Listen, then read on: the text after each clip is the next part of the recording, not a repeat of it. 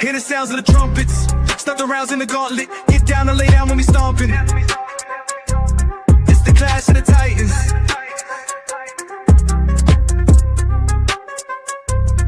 Hear the sounds of the trumpets, stuff the rounds in the gauntlet. Get down and lay down when we stomping. It's the clash of the titans.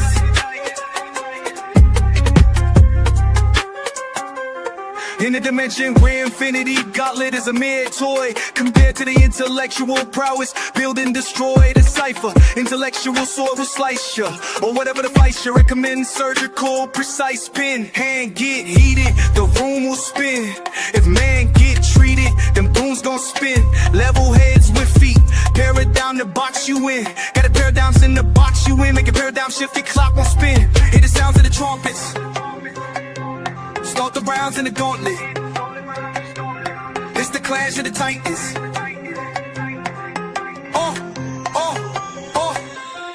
Hear the sounds of the trumpets, start the rounds in the gauntlet.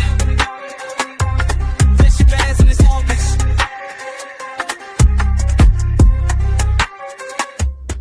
Hear the sounds of the trumpets.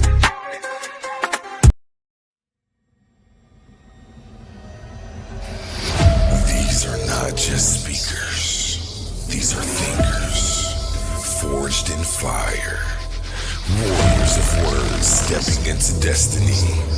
Welcome to the Coliseum of Arguments, where logic clashes with conviction and ideas spill like blood in the sand. 16 titans, 16 minds, one path to immortality. They come seeking truth, they fight for redemption, they burn for revenge. Featuring the intellectual elite of the Titans Debate League. Every round a new war, every word a new weapon. Every titan ready to fall or rise in glory. This is not debate, this is combat. Step into the Coliseum of Arguments. Only the brave speak here. Are you not entertained?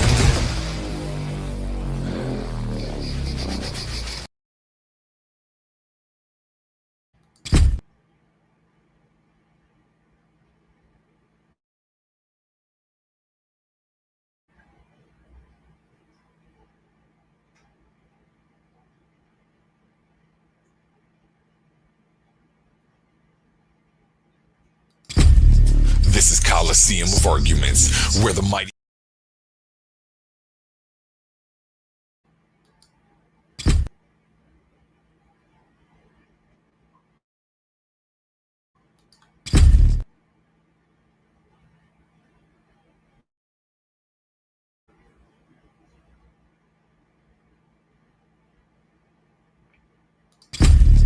This is Coliseum of Arguments, where the mighty clash, where ideas collide, and where only the sharpest minds survive. This Friday, Titans Debate League presents Pan vs. Anu Kakarot, Round 1. On the left, the Pan-African atheist, Pan, a social juggernaut armed with history, logic, and enough intellectual voltage to shut down any institution standing on shaky ground. And in the other corner, the preacher of the gospel, the man who proclaims God is light and light is electromagnetism, a spiritual powerhouse bringing scripture, science, and shock waves of revelation. The question shaking the arena, should the fraternal order of police be disbanded? Two warriors, two worldviews, one explosive showdown. This is Titans Debate League. This is the Coliseum of Arguments. Be there or get left in the dust.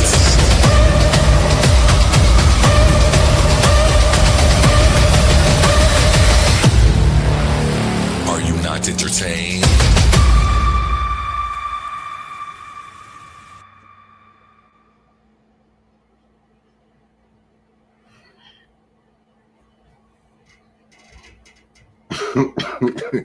Hey man, shout out to the people, man. This is the boy Swarbox, man. Snapping Off Entertainment, the Argument League, man.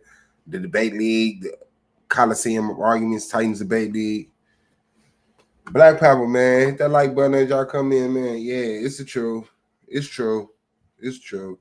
I can't do it, man. Shout out to everybody in attendance. Hit that like button as y'all come in. Please share if you have a channel.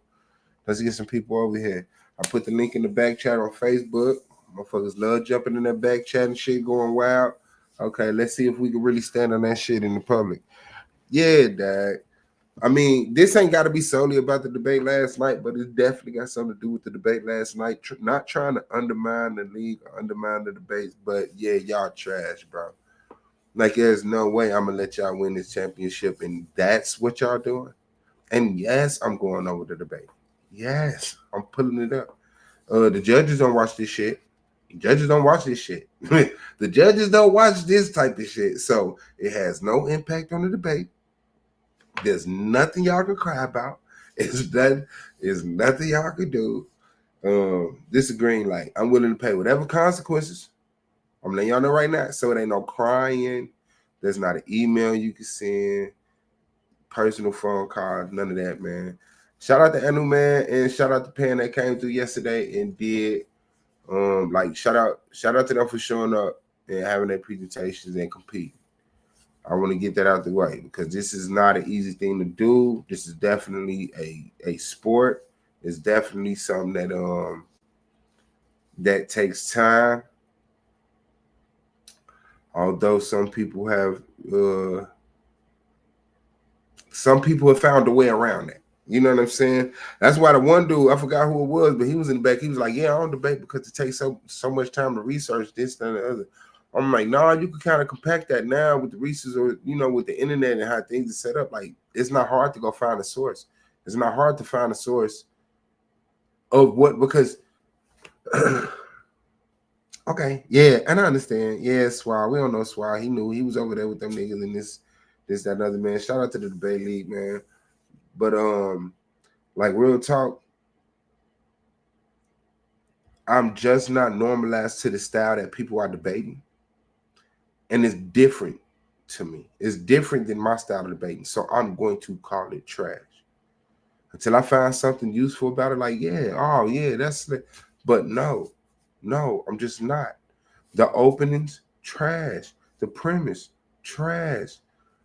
The question, how you have a trash question and answer around? Let me bring my mic closer. Hold on. Let me get a little bit more hard, man. Let me get a little bit more hard. Let me.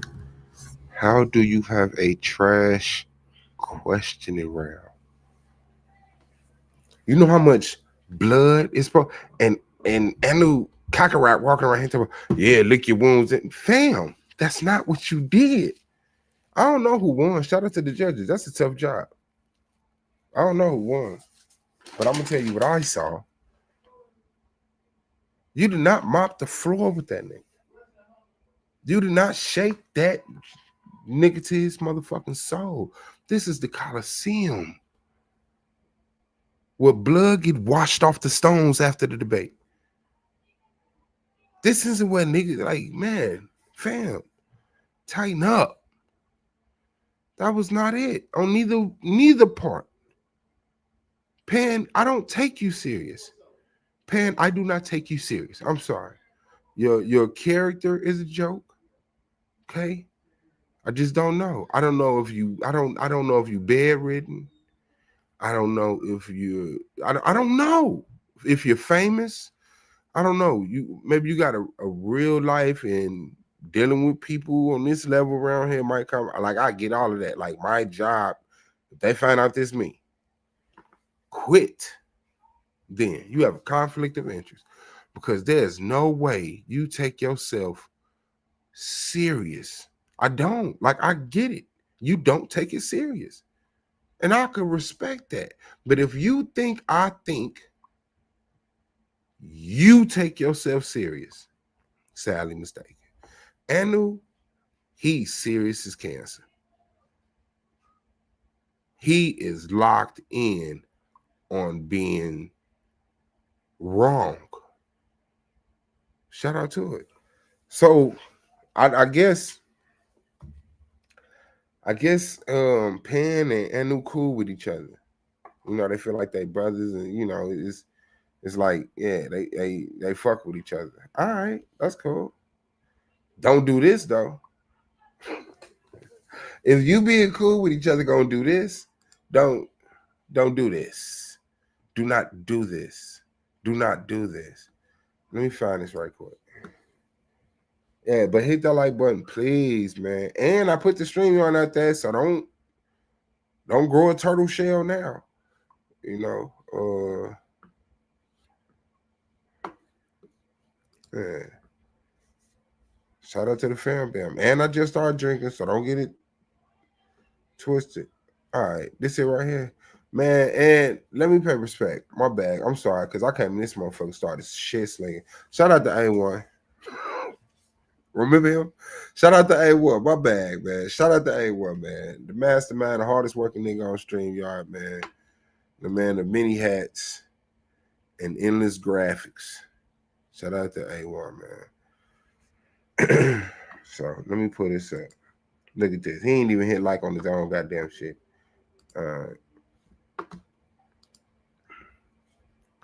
Yeah, man. Shout out to Eric, man. Please hit the like button. All right, I'm trying to put it up. I don't know why it's. I think somebody went there and took that motherfucker down. Yeah, but the conversation was. There you go. The conversation was.